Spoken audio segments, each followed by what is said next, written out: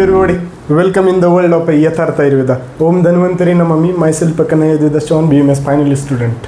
तर आजचा टॉपिक आहे कल्पना निर्माण थर्डमध्ये सिक्स्थ कल्पना जी की आहे लेप्त कल्पना. सर पाचवी कल्पना जी आयस्कृती कल्पना आहे ती आयस्कृती कल्पना ते नाईस टू नो ते MCQ म्हणून येतील तर ते एकदा वाचून घ्यावे. आता जी ही लेप कल्पना आहे तर हे आपण बघूया. आता प्रत्येकाच्या आयुष्यामध्ये दोन जिगरी मित्र असतात आणि त्या जिगरी मित्रासोबत आपण संध्याकाळी चहा पिण्यासाठी ट्रिपल सीट गाडीवर जातो. आता ते जे चालवणारा असते त्याच्यासोबतच हे दोघं मागं बडबड करत असतील, पण तशाच वळणामध्ये एकाचं लक्ष रस्त्याच्या कोपऱ्यावर जाते आणि मग नंतर ते म्हणते की ती बघ तुला बघून हसली, आणि जे चालवणारा असतो त्याची पण कायापलट होऊन जाते आणि ती त्याच्याकडे वळून बघतो आणि मग जे हसली की मग ती फसून जाते आणि म्हणूनच त्याच्यासमोर जे होते ते अपघात होऊन जाते. आणि अपघातामध्ये आपण इमर्जन्सी म्हणून आयोडीनचं जसं मॉडर्नमध्ये हे बघतो तसंच आयुर्वेदामध्ये लेपकल्पना आहे मित्रांनो. तर तसंच ती लेपकल्पना काय आहे ते आपण बघूया. तर आता लेपकल्पनेचं जर बघितलं तर लेप म्हणजे काय की एखादा कल्काचंच हा कल्पनेचंच अंतर्गत येतं लेपकल्पना. यालाच प्रलेपसुद्धा असे म्हणतात. आता याचा श्लोक बघू तर द्रव्यम आद्रम शिलापिष्टम शुष्क वा सद्रमम तनु देह प्रलेपनार्थ तल्लेप इत्युच्यते बुधे.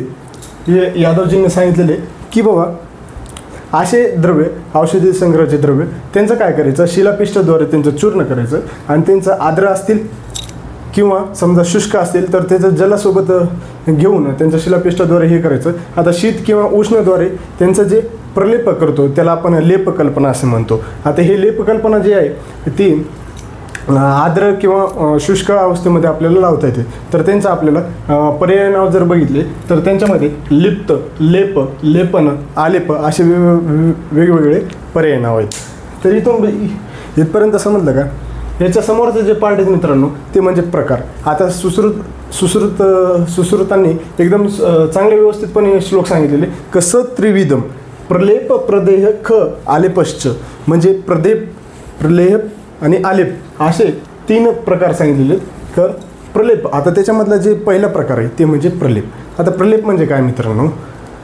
अतिशय शीत पातळ क्लेदनाशक द्रव पदार्थ जे की आपल्याला पित्त आणि रक्तविकार याच्यामध्ये नाश करण्यासाठी उपयोग होतो तर त्याला आपण प्रलेप असे म्हणतो. आता या प्रलेपाचं जर उदाहरण जर बघितलं तर चंदनकाष्ठ उपयोग होतो. चंदनकाष्ठ आपण तळ हातावर किंवा कपाळावर लावतात. अशा पद्धतीने या प्रलेपाचं उदाहरण आहे. आता नेक्स्ट जर बघितलं तर नेक्स्ट आहे प्रदेय. आता प्रदेय जर बघितलं मित्रांनो प्रदेय हे अतिउष्ण, अतिशीत किंवा अतिजाड किंवा अतिशीत, अतिपातळ अशा पद्धतीनंच असतो आणि ते वातग्न आणि श्लेष्मनाशक असतो. वातग्न आणि श्लेष्मनाशक असल्यामुळे त्याला जे आपण लेप म्हणतो ते म्हणजे काय तर ते प्रदेय. आता प्रदेयाचं उदाहरण जर बघितलं तर शोतग्न लेप आहे जे शोप, शोत त्याच्यानंतर त्यासोबतच वेदनानाशकसुद्धा कार्य करतो. अशा पद्धतीने हा प्रदेय प्रकार सांगितलेला आहे. त्याच्यानंतरचं येतं आलेप. आता हे जे आलेप आहे मित्रांनो हे प्रदेय आणि प्रलेप यांचं कॉम्बिनेशन दोन्ही गुणांनी युक्त असा लेप आहे आणि याच्यामध्ये अतिशीत किंवा अति उष्ण, अतिजाड किंवा अतिपातळ हे दोन्ही पदार्थांचे सम्यक गुण असतात याच्यामध्ये आणि त्याच्यामुळं हे अति घट्ट किंवा अति पातळ असतो. आणि याचं उदाहरण जर बघितलं तर दशांग लेप म्हणून उदाहरण तुमच्यासमोर आहे. तर अशा पद्धतीने हे तीन प्रकार आहेत प्रदेप, प्रलेप आणि आलेप. तर अशा पद्धतीने तुमच्यासमोर आय होप की तुम्ही अंडरस्टँड झाले असेल.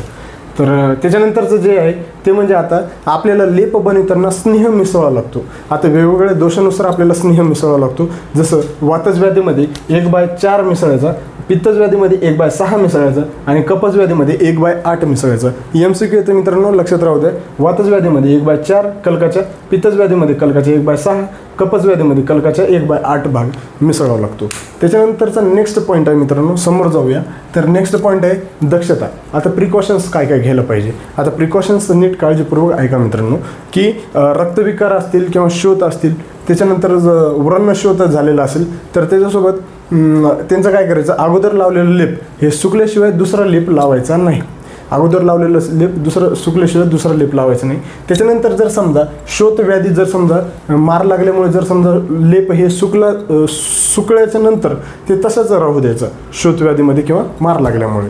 त्याच्यानंतर तिसरी दक्षता त्यांनी सांगितलेली की शरीरावरचे जे लोम आणि केस आहेत ते कापून टाकायचे लेप लावण्यापूर्वी, आणि त्याच्यामुळे काय होणार, शरीरामध्ये मग ते आपलं जिथं मार लागले तिथं आपल्याला लेप लावतील. त्याच्यानंतर जे समोरची दक्षता सांगितलेले की लोमाच्या विरुद्ध दिशेने लेप लावावा. का?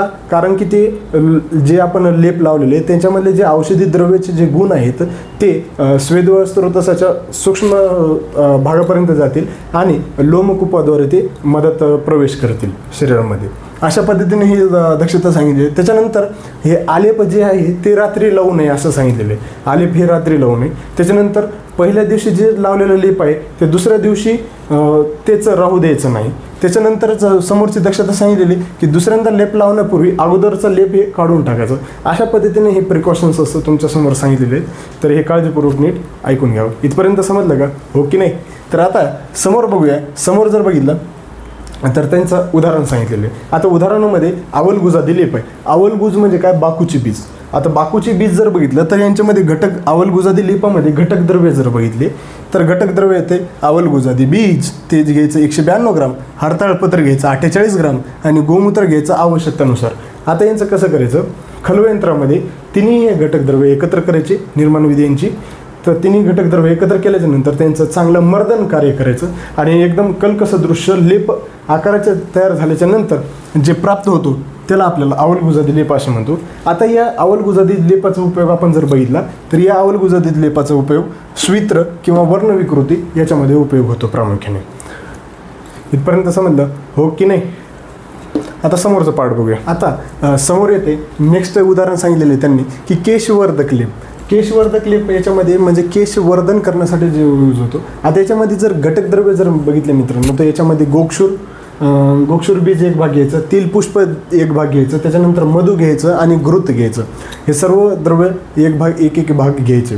आता यांची निर्माणविधी जर बघितली तर निर्माणविधीमध्ये काय करायचं, सर्व घटक द्रव्य एकत्र गोळा करायचे आणि नंतर त्यांचं चांगलं खलवयंत्रामध्ये मर्दन करायचं. आता यांचं कल्कसदृश्य वर्ण रूप आल्याच्या नंतर यांचं लेपकल्पना म्हणून उपयोग केला जातो आणि हे कपाळावर लावतात. आता त्याच्यानंतर कपाळावर किंवा केशावर लावतात. आता याचा उपयोग जर बघितला तर हे केशवर्धन करण्यासाठी खूप उपयोग होतो. अशा पद्धतीने ही केशवर्धक लेप होतं. आता याचा नंतर जे एनसायसनने पॉईंट सांगितलेले की बाबा आता कन्फर्मेटरी टेस्ट काय आहे, की आता कन्फर्मेटरी टेस्ट जर लेप बनवित असताना त्यांच्यामध्ये जे कल्क आपण घटक द्रव्य घेतले त्यांचे कल्क सदृश्य वर्ण झालं पाहिजे. त्यांची एक युनिफॉर्म आणि कन्सिस्टन्सी चूर्ण सदृश्य रूप झालं पाहिजे असे त्यांनी कन्फर्मेटरी टेस्ट सांगितलेले.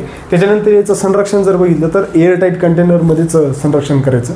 नंतर याच्यानंतर याची सविरता अवधी जर बघितली तर याची मॅक्झिमम 2 years आहे according to drug and cosmetic rule. याच्यानुसार हे होतं. आता इथं ही तुमची लेपकल्पना इथं संपते. बाबू मशाय कशी वाटली मग लेपकल्पना? तर लेपकल्पना इथं संपलेली आहे आणि कल्पना निर्माण थर्ड पण इथं संपलेलं आहे मित्रांनो. आय होप की तुम्ही सर्व व्यवस्थितपणे बघितले असेल. व्हिडिओला लाईक करा, शेअर करा अँड कमेंट करा. काही अडचण असली तर डायरेक्ट मेसेज करा. त्याच्यानंतर थँक्यू.